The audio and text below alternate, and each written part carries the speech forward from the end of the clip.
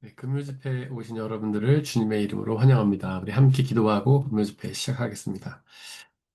사랑과 은혜 하나님, 이 시간 주님 앞에 모였습니다. 하나님 저희를 축복하여 주시고 은혜를 더하여 주시고 하나님 시간 말씀하여 주시옵소서.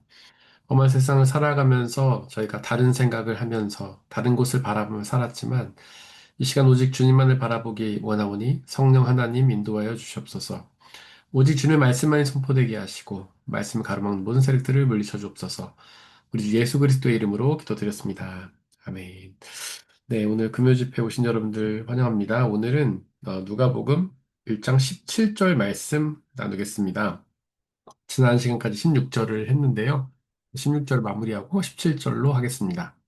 함께 읽겠습니다. 그는 또한 엘리야의 심령과 능력을 가지고 주님보다 앞서 와서 부모의 마음을 자녀에게로 돌아오게 하고 거역한 자들을 의인의 지혜의 길로 돌아서게 해서 주님을 맞이할 준비가 된 백성을 마련할 것이다.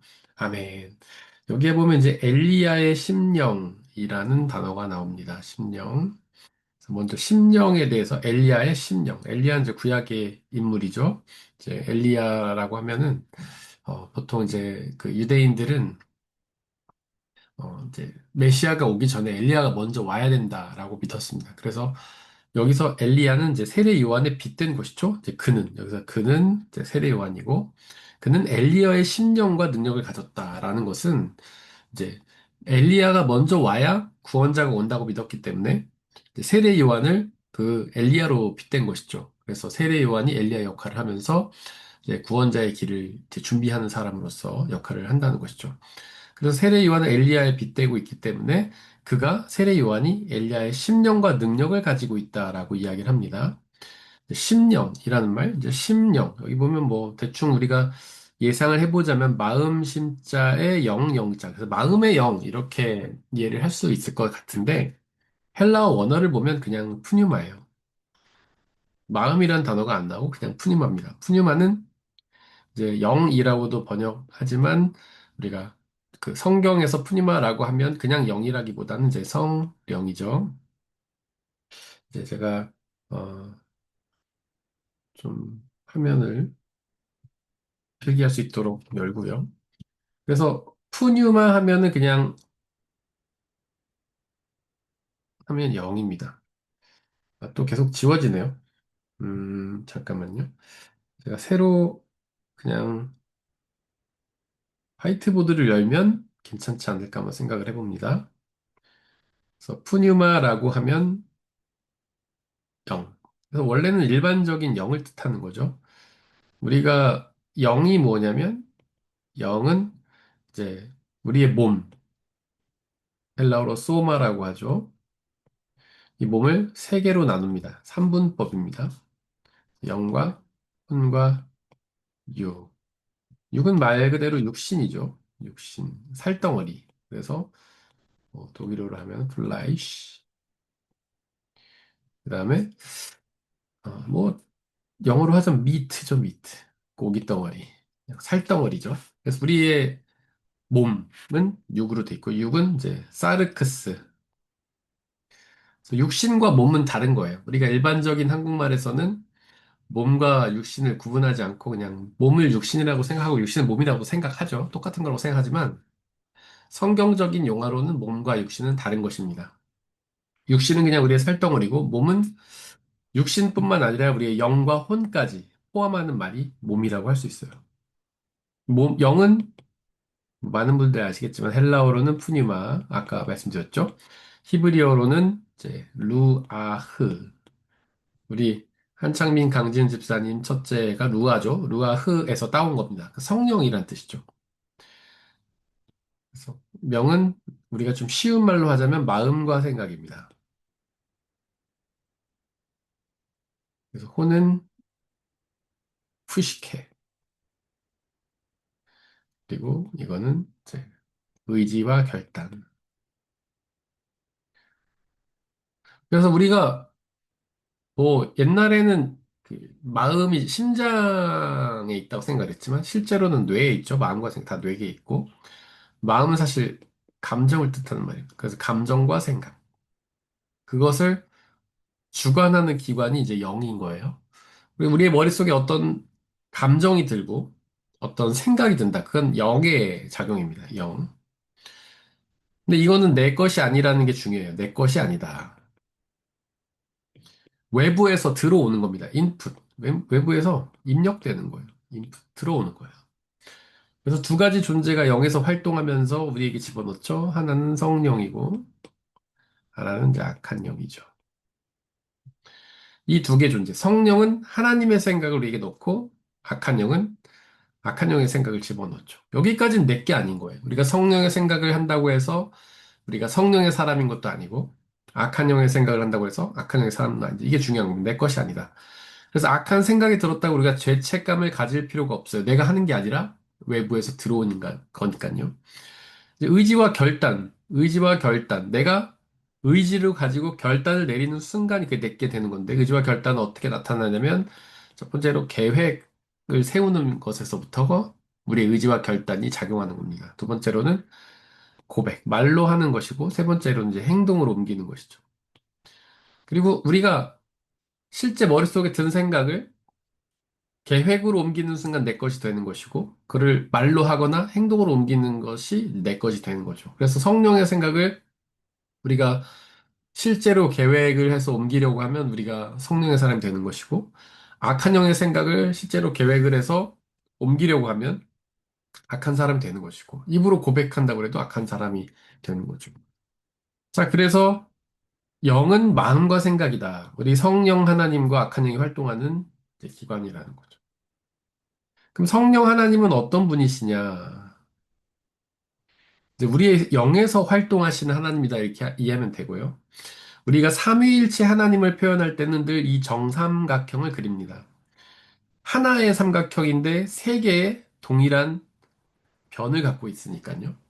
그러니까 이게 삼위일체 하나님을 그나마 가장 잘 표현할 수 있는 그림이라고 할 수 있어요. 하나의 정삼각형인데 세 개의 변을 가지고 있다. 세 개면서도 동시에 하나죠. 하나면서 동시에 세 개고. 그래서 하나님도 한 분이시지만 동시에 세 분으로 존재하시고 세 분이시지만 동시에 한 분으로 존재하신다. 그래서 우리가 한 분 하나님, 각 이제 이 세 편, 세 분의 하나님 우리가 뭐라고 표현하냐면 사실 한국말로는 위격이라고 하는데 위격. 제가 봤을 땐 뭐 정확한 표현은 아닐 수 있습니다. 이게 영어로는 페르조나라고 해서 이제 딱히 뭐 인격이라고 번역할 수도 있고 이게 애매합니다. 번역하기가. 그래서 페르조나. 그래서 하나님 한 분은 세 분의 하나님으로 존재하시고 세 분의 하나님 동시에 한 분으로 존재하신다. 이 말 자체가 삼위일체 하나님인데 여기서 뭔가 가감이 되면 그냥 이단에 빠지는 거예요. 한 분이 세 개의 성격을 갖고 있는 건 아닙니다. 우리가 페르소나가 약간 애매할 수 있는데 한 분의 하나님이 세 분의 성격을 갖고 있는 게 아니에요. 예를 들면 제가 뭐 집에서는 아버지고 교회에서는 목사고 그다음에 어 학교에 가면 학생이다. 이렇게 하는 설명은 우리가 뭐 설명을 그렇게 하긴 하는데 옳은 설명은 아닙니다. 왜냐하면 저라는 사람은 한 명인데 세 개의 그 모습을 갖고 있는 거잖아요. 그거는 틀린 설명이에요. 맞는 설명이 아니죠. 내가 한 명, 제가 이제 동시에 세 명이 됐다, 한 명이 됐다, 막 이래야 되는 거예요. 근데 그런 건 이 세상에 존재하지 않죠. 그래서 삼위일체는 우리가 신비인데, 우리가 딱히 이 세상에서 뭔가 빗대어 설명할 수 있는 방법이 없고, 그나마 제일 가까운 게 이제 삼각형, 정삼각형이라고 할 수 있어요. 이 위격의 가장 모서리 부분엔 누가 계시냐면, 하나님이 계시죠. 그리고 오른쪽엔 보통 성자 예수님, 그리고 왼쪽엔 성령 하나님 계십니다. 성부 하나님을 보통 우리는 창조주라고 하죠. 이 세 분의 하나님이 한 분 하나님이신데 세 분으로 존재하시는 이유는 바로 우리의 창조와 구원 때문이에요. 창조하시기 위해서 또한 구원하시기 위해서 세 분으로 따로 존재하시는 겁니다. 그 창조주 하나님은 창조도 하시고 구원을 계획하세요. 성자 예수님은 십자가 위에서 우리의 구원 계획을 실행하셨죠. 십자가 위에 사신 게 뭐냐면 우리의 죄를 대신 지심으로 우리의 죄를 용서하신 거잖아요. 그래서 하나님과 우리가 원래는 죄 때문에 분리되어 있는 상황이었지만 예수님의 십자가 사건으로 인해서 우리가 화해를 했다. 그래서 예수님을 화해주라고 합니다.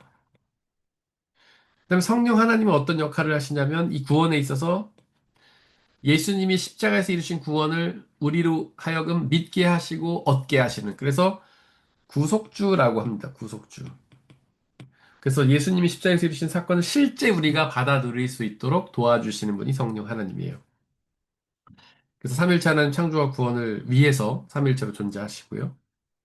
그 다음에 이렇게 반을 쭉 갈라가지고 위에는 하늘이에요, 하늘. 그래서 성부 하나님은 하늘에 계시고 아래는 땅입니다.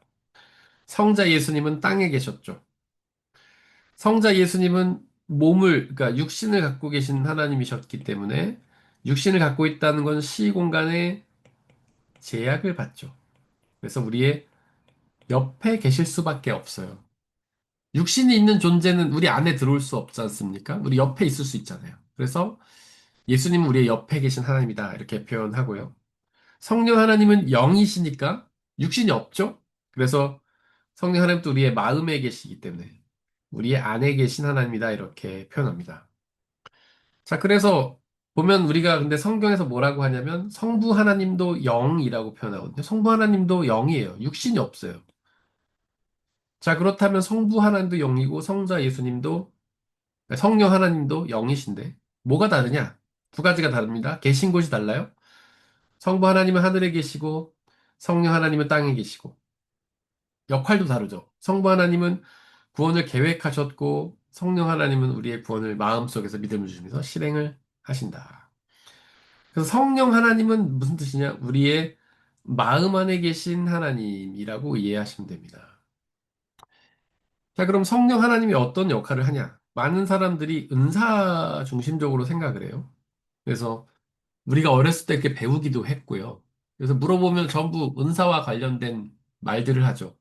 뭐 제가 이렇게 목회하면서 양육하면서 수많은 분들에게 질문 던져보지만 성령 하나님 누구시냐? 그럼 대충 뭐 하시는 말씀들이 비슷합니다.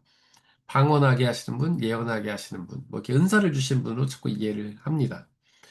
물론 틀린 말은 아니에요. 성령 하나님이 우리에게 은사를 주시기도 하죠. 그래서 성령 하나님이 오시면 뭐 방언을 하기도 하고, 예언을 하기도 하고, 치유의 역사가 일어나기도 하고, 그런 일들을 실제로 하시는데, 가장 중요한 역사는 이제 은사를 주시는 분이 아니라 이분이 어떤 분이시냐면 하나님이라는 뜻입니다. 하나님. 이게 가장 핵심이에요. 그래서 성령이라고 그냥 말하기보다는 저는 늘 그냥 성령님 이렇게 얘기하지 않고 성령 하나님이라고 이야기합니다. 왜냐하면 우리가 성령을 하나님이라고 이해하는 게 제일 중요하기 때문이에요. 그러니까 우리 안에 우리의 마음과 생각에 임하시는 성령 하나님은 하나님이 우리 안에 들어오시는 거예요. 임마누엘이 이루어지는 것이죠.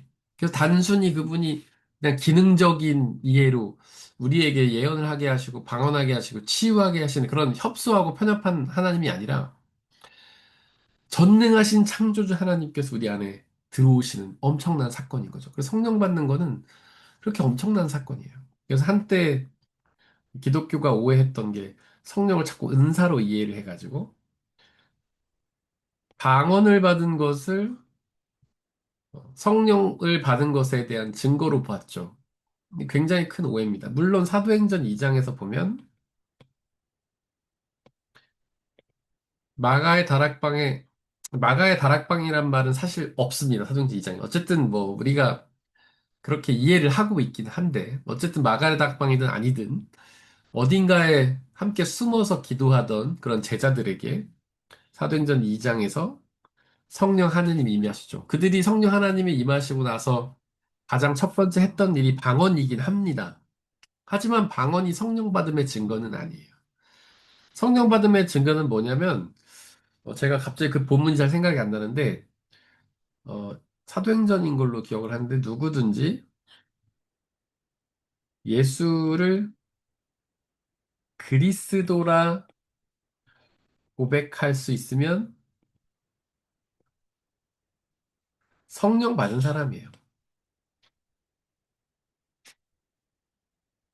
왜냐하면 성령 하나님이 아니고서는 우리가 믿음을 얻을 수 없기 때문이죠. 성령 하나님이 아니고서는 예수님을 그리스도라 고백할 수가 없습니다. 성령 하나님이 우리 안에 오셔야지만 우리가 예수님을 믿고 고백할 수 있어요. 왜냐하면 믿음은 우리의 노력으로 되는 게 아니기 때문이죠. 믿음은 오직 하나님 주시는 은혜잖아요. 은혜. 선물이라는 뜻이죠.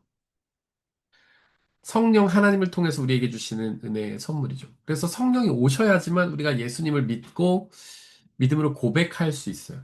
근데 우리가 고백할 수 있다면 성령 하나님 우리 안에 계시다는 증거죠. 그래서 성령 받음의 증거는 방언이 아니라 예수님을 믿음으로 고백할 수 있다. 이것이 증거입니다. 물론 성령 받으면 방언을 하긴 해요. 사도행전 2장처럼. 물론 거기서의 방언은 성경에서 크게 두 가지죠. 이제 천사의 언어로서의 방언. 이거는 인간들이 이해하지 못하는 말이죠. 그러니까 우리가 막 기도회 같은 거 할 때 알아듣지 못하는 언어로 하는 것이 이제 방언이고, 두 번째로는 외국어죠. 사도행전 2장에서 제자들에게 임했던 방언은 바로 외국어로서의 방언이죠. 그래서 그들이 원래는 다락방에 모여서 숨어 있었는데, 이제 성령 하나님의 은혜를 충만함을 받자마자 그 다락방을 뛰쳐나가서 외국어로 막 말했잖아요.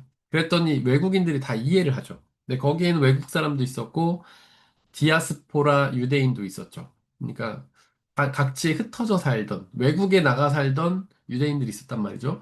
그래서 거기서 나고 자라가지고 유대인들의 언어인 뭐 히브리어나 아람어보다는 그런 자신들이 살았던 언어에 더 익숙한 사람들이 그걸 알아듣는 거죠. 뭐 예를 들면 우리 여기 독일에서 태어난 2세 아이들이 물론 그 아이들이 한국말 할 줄 알긴 하지만 독일어를 더 잘하지 않습니까? 그리고 나이가 들수록 이제 어려운 이야기들은 독일어로 더 잘하게 되고 그러잖아요. 근데 그런 거죠. 그런 유대인들이 그때 막 그 다락방 앞에 이렇게 있었는데 그들이 그 뛰쳐나와서 막 방언으로 얘기하는 그런 그 제자들의 말을 이해했지 않습니까? 그게 외국어였기 때문이죠. 그래서 그때 뭘 했을까? 외국어로 그냥 말한다는 게 중요한 게 아니고 내용은 복음이었던 거죠. 그래서 제자들이 예수 그리스도의 그런 또 죽으심과 부활의 복음을 거기서 전했던 거죠. 그래서 성령 하나님의 역할은 이렇게 이런 거는 그냥 은사예요, 은사. 은사는 은혜와 뭐가 다르냐? 은혜와 은사. 은혜는 카리스죠, 카리스. 그다음에 은사는 헬라어로 카리스마. 우리가 뭐, 카리스마 있네? 막 이렇게 얘기하는 거. 그것도 완전 잘못된 단어의 이해죠, 오해죠, 오해. 그러니까 우리가 생각하는 카리스마는 뭔가 이렇게 눈빛 탁, 이제, 세고 뭔가 권위적으로 보이고 뭔가 그런 사람을 카리스마 있다. 그다음에 지도력 있고 뭔가 이런 사람들 뭔가 세 보이고 이런 사람을 카리스마 있다고 하지만 원래 카리스마는 뭐냐? 은사란 뜻이에요. 은사. 은혜와 은사 뭐가 다르냐? 은혜는 어 이제 하나님께서 보편적인 은혜, 일반적인 은혜 뭐 그런 게 있는데 하나님께서 그냥 선물로 주시는 거죠. 우리에게 누리라고 주시는 것이고 우리에게 누리라고 주시는 거. 은사는 하나님을 섬기라고 하나님의 일을 감당하라고 주시는 거예요. 사명을 감당하라고 주시는 것이 은사죠. 그래서 은사는 뭐 찬양의 은사, 뭐 말씀 전하는 은사, 가르치는 은사, 뭐 성가대 이런 은사, 뭐 예를 들면 찬양팀의 은사, 그다음에 성도들을 잘 어, 아우르고 도닥여주고 위로해주고 이런 은사 가진 사람도 있고 뭐 다양하죠. 근데 그거는 이제 사람마다 다르다는 게 특징이에요. 은사는. 근데 모든 사람이 똑같은 은사를 받는 건 아니죠. 그래서 뭐 사도 바울이 얘기했습니까? 우리의 성도들은 예수 그리스도를 머리로 하는 몸인데 몸에는 여러 기관이 있잖아요. 뭐 손도 있고 눈도 있고 입도 있고 뭐 발도 있고 엉덩이도 있고 그렇지 않습니까? 근데 모두가 다 입의 역할을 한다면 걷는 건 누가 걷고 모두가 다 손의 역할을 한다면 어디 앉으려면 어떻게 앉아야 되고 막 그런 얘기 하지 않습니까? 근데 우리는 이제 많은 사람들이 좀 비슷한 이렇게 눈에 띄는 은사를 받고 싶어 하죠. 나름 남들에게 주목받는 은사를 받고 싶어 하죠. 뭔가 이렇게 말씀을 잘 전한다든가 노래 찬양을 잘 멋지게 한다든가 뭐 이런 은사를 받고 싶어 하죠. 그런데 뭐 사람마다 다 다르고요. 그건 하나님 주시는 것이라서 우리가 선택할 수는 없죠. 그래서 어떤 사람은 찬양은 되게 잘하지만 뭔가 이렇게 말씀 전하는 게 약할 수도 있고 어떤 사람들은 남을 뒤에서 잘 돕긴 하는데 앞에 나서는 걸 싫어할 수도 있고 뭐 각자마다 다 은사가 다르지 않습니까? 한 역할이 다르죠. 그래서 하나님이 주신 은사를 우리가 그냥 개발을 해야지 뭔가 나한테 없는 은사를 막 찾으려고 하면 안 되고요. 하나님께서 우리에게 주신 것들을 잘 개발해서 그것을 나를 위해 쓰는 게 아니라 하나님을 위해 하나님의 일 감당하라고 주시는 거죠. 그래서 예를 들면 뭐 이렇게 하나님께서 찬양의 은사를 주셨는데 자기가 막 가수가 돼가지고 밥 먹고 사는 데만 열심히 쓰고 부자가 돼서 산다면 나중에는 책임을 물어야 되는 거죠. 하나님께서 그 달란트 비유에서 얘기하시지 않습니까? 하나님께서 종들에게 각자 은사, 달란트가 은사인데 은사를 맡기셨는데 그들이 그냥 이제 묻어두거나 이렇게 하면 책망을 받잖아요. 하나님을 위해서 열심히 써야죠. 근데 우리의 은사가 뭔지를 발견하고 그것을 나를 위해 그냥 쓰는 것이 아니라 하나님을 위해서 이렇게 써야 되는 것이죠. 자, 어쨌든 성령은 제일 중요한 것이 하나님이다라는 겁니다. 우리의 영에서 활동하신 하나님. 그래서 이제 우리가 삼위일체 하나님에서 좀 더 잘 이해를 하자고 하면 사도행전 2장에 성령 하나님이 임하시는 모습을 통해서 그분을 이제 비유하고 있죠. 성경은 모두 다 비유로 되어 있어요. 비유. 왜냐하면 우리가 성령 하나님을 볼 수 없기 때문에 이제 빗대어 설명할 수밖에 없거든요. 하나님을 볼 수 없잖아요. 뭐 제가 생텍쥐베리 어린 왕자의 글을 보면 가장 중요한 것은 눈에 보이지 않는다. 이런 말을 이제 하죠, 거기서. 그래서 하나님은 보이지 않는 것이 하나님이 너무 중요한 분이시기 때문에 성령도 마찬가지고 볼 수 없죠. 그래서 하나님이나 하나님의 나라나 성령님을 설명할 때 성경 항상 비유를 이야기합니다. 왜냐하면 우리가 직접 볼 수 없기 때문이죠. 뭔가 빗대어 설명할 수밖에 없어요.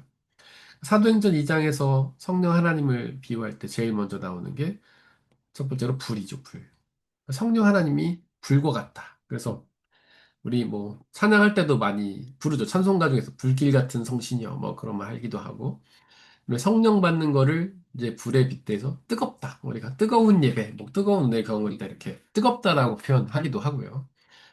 그럼 성령을 불에 비유했을 때 그 불이 의미하는 바는 뭐냐? 불의 특징이 있죠. 첫 번째로 불은 태우는 존재죠. 불은 다 태웁니다. 그래서 불을 성령에 빚다는 것은 성령도 태우는 존재라는 거죠. 무엇을 태울까요? 바로 우리의 죄를 태우죠. 또한 불은요, 변화시키는 존재, 변화시키는 존재. 불이 붙으면 타고 나면 변하죠. 나무 같은 게 타고 나면 그 모습이 변하죠. 재로 변하죠. 원래는 나무처럼 있었지만. 산불이 나고 나면 뭐 민둥산이 돼버리고요. 뭐, 그뿐만 아니죠. 다른 것도 다 타고 나면 그 모양이 변합니다. 그다음에 이렇게 철 같은 것도 뜨거운 불에 이렇게 달군 다음에 걔를 망치로 두드리거나 해서 그 모습을 이제 변화시키죠. 그래서 불로서의 성령은 우리를 변화시키는 존재. 어떻게 변화시키냐면 죄의 자녀에서 하나님의 자녀로 변화시키죠. 자, 불은 이 정도 의미고요. 그 다음에 뭐에 비교하냐면 바람. 이제 바람의 소리가 났다. 이제 사도행전 보면 이렇게 나오죠. 바람에 비유합니다. 바람의 특징은 첫 번째로 생명을 창조하고 유지시키는 존재. 태초에 하나님이 사람을 만드시고 그 외에 생기를 불어넣으셨다. 생기라고 번역을 했는데 이게 이제 히브리어로 루아흐라는 단어인데요. 제가 아까 말씀드렸죠. 루아흐는 원래 성령이다. 그리고 바람이라는 뜻도 있습니다. 그리고 호흡이라는 뜻도 있어요. 그래서 생기라는 번역은 정말 옳지 않죠. 저는 잘못된 번역을 생각을 하고 차라리 성령을 집어넣으셨다든가 바람을 불어넣으셨다, 호흡을 넣으셨다 이런 것이 오히려 훨씬 더 정확한 이해라고 할 수 있어요. 그래서 그 맥락에서는 호흡이 맞을 수도 있죠. 그래서 이제 태초에 하나님이 사람을 흙으로 이제 만드시고 그 코에 바람을 호흡을 불어넣으셔서 그때부터 사람이 호흡을 시작하면서 이제 생명을 유지하게 되죠. 그래서 바람은 생명 유지합니다. 우리도 지금도 끊임없이 바람을 들이쉬고 내쉬고 있지 않습니까? 이렇게 코와 입에다 손을 대보면 끊임없이 바람을 들이쉬고 내쉬고 있죠. 이제 사람이 물을 안 마시면 뭐 한 20일 산다고 하고, 음식을 안 먹으면 20일 산다고 하든가, 제가 갑자기 헷갈리네요. 그다음에 물을 안 마시면 한 40일 산다고 하는데, 호흡은 길어야 8분이라고 하죠. 최대 긴 게 8분. 뭐 보통 사람들은 5분 정도밖에 못 견딘다고 하고. 그렇게 짧은 시간만 쉬지 않아도 죽는 거예요. 그만큼 바람이 중요한 것이죠. 생명을 청정 유지하죠. 그 다음에 이제 봄에 이제 바람이 불면은 꽃가루들이 날려서 이제 생명을 이렇게 유지하게 되고, 그래서 바람은 생명을 유지하는 그런 힘입니다. 성령이 바람이라는 것은 성령이 우리에게 영원한 생명을 주는 존재라는 것이죠. 아까 말씀드렸지만 우리의 영에서 성령 하나님이 활동하시면서 예수님을 믿게 해주시는 거예요. 예수님을 믿게 하시니까 우리가 영원한 생명을 누릴 수 있는 것이죠. 네, 그래서 생명을 유지하는 이제 존재고요. 두 번째로 바람은요, 모든 것을 날려버리는 존재예요. 아무리 이제 커리케인 같은 거 부는 장면 보신 적 있는지 모르겠는데요. 그럼 아무리 크고 무거운 거라도 다 날려버리지 않습니까? 바람이 세게 불면. 뭐 제가 옛날에 영상 같은 걸 봤는데, 뭐 집도 날려버리고, 돼지나 소 같은 그런 무거운 것도 날리고, 뭐 차도 날려버리고, 뭐 비행기도 날려버리고, 모든 걸 다 날려버려요. 근데 그 안에서 우리가 버틴다고 해서 버틸 수 있는 게 아니죠. 아무리 바람에 거슬려서 가보려고 해도 그럴 수가 없고, 그냥 날아가 버리는 거죠. 뭐 우리나라 이렇게 태풍 같은 거 불 때도 보면, 뭐 이렇게 날려버릴 정도로 세진 않지만, 그래도 바람에 거슬려 가는 건 어렵지 않습니까? 우리가 바람에 밀려버릴 수밖에 없죠. 그것처럼 성령은 날려버리는 존재인데요. 우리의 힘을 꺾어서 우리를 바람의 방향으로 날리는 존재예요. 그 성령 안에 어떤 존재냐면 우리 안에 있는 죄의 속성을 꺾어서 죄로 향해 가는 우리를 꺾어서 하나님께로 가게 하는 역할을 합니다. 우리가 신앙생활 할 때 제일 힘든 게 뭐예요? 우리가 변화되고 싶은데 변화가 안 되는 거잖아요. 그다음에 우리의 삶의 방향을 바꾸고 싶은데 안 돼. 회개를 하고 싶은데 안 되는 거잖아요. 그래서 나 자신을 위한 삶을 살다가 하나님을 위한 삶을 살려고 무던히 이제 마음을 먹고 애를 써도 결국 다시 죄로 돌아가 버리지 않습니까? 우리의 힘과 노력으로는 절대 안 되죠. 그래서 구원은 나의 노력으로 얻어지는 게 아닙니다. 절대로 성령 하나님의 역사로만 이루어져. 바람과 같은 성령님께서 우리에게 강력한 바람을 불어주셔서 우리의 삶을 바꿔주시고 우리를 주님께로 이끌어 주셔야만 우리가 이제 하나님께로 날아갈 수 있는 것이죠. 그래서 바람은 우리를 하나님께로 인도하는 존재죠. 그 다음에 그 사도행전 2장의 맥락에서 세 번째로 혀에 비교하는데, 그거는 아까도 말한 것처럼 혀는 말하게 하는 존재죠. 그래서 사도행전 2장에 그런 예수님의 제자들이 성령 받자마자 바로 처음 했던 것은 외국어죠. 말하게 하는 존재, 고백하게 하는 거죠. 우리 바르트가 말한 믿음의 그, 세 가지 믿음의 3요소. 첫 번째로는 인정이고, 첫 번째로는 인식이죠. 죄송합니다. 인정이죠. 죄송합니다. 인정이고, 두 번째가 인식이고, 세 번째가 고백이죠. 고백. 그래서 믿음은 하나님을 인정하는 것이고, 하나님을 알아가는 것이고, 하나님을 고백하는 거다. 고백. 근데 이 고백을 어떻게 할 수 있냐? 성령 하나님께서 우리에게 임하셔야지만 우리가 고백할 수 있다는 거죠.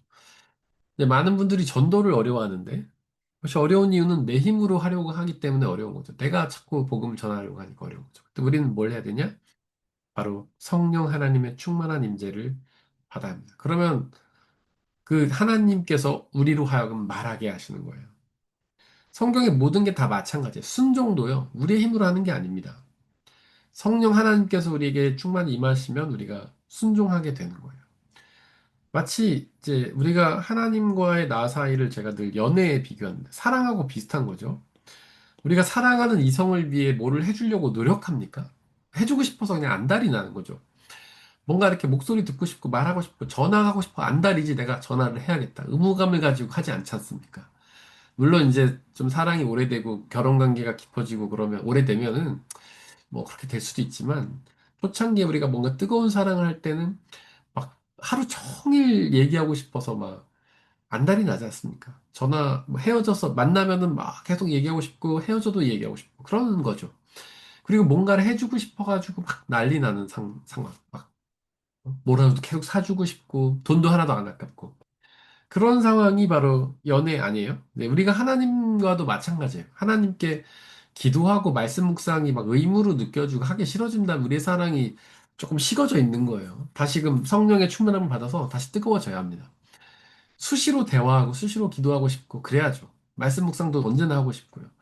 언제나 주님의 뜻에 순종하고 싶어야죠. 그래서 우리가 복음을 전하기 어렵거나 순종하기 어렵다면 우리가 성령으로 충만해야 한다. 하나님의 사랑으로 충만해져야 한다는 것입니다. 자, 오늘 여기까지 하고 마치겠습니다. 제가 잠시 기도하겠습니다. 사랑과 은혜 하나님, 오늘은 성령 하나님에 대해서 이야기를 나누었습니다. 성령 하나님께서 저희 마음속에 이제 자리 잡아 주시고, 저희가 오늘 배우고 나눴던 것들을 기억하게 하시고, 온전히 믿고 의지하게 하시고, 또한 순종할 수 있도록 도와주셔서 우리가 하나님이 약속하시는 그 구원과 기쁨 누릴 수 있도록 은혜를 더하여 주옵소서. 이제 금요일을 지나고 주말을 맞이합니다. 오직 하나님과 함께 깊은 교제를 나누며 하나님을 예배하며 하나님의 은혜를 받아 누리는 복된 주말로 인도하여 주옵소서. 우리 주 예수 그리스도의 이름으로 기도드렸습니다. 아멘.